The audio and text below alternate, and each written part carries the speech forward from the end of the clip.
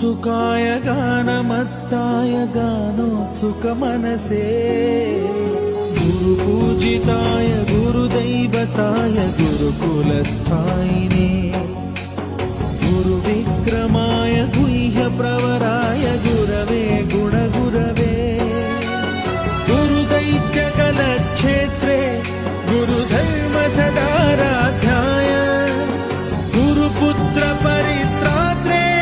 गुरुपाखण्डखण्डकाय गीतसाराय गीततत्त्वाय गीतगोत्राय धीमहि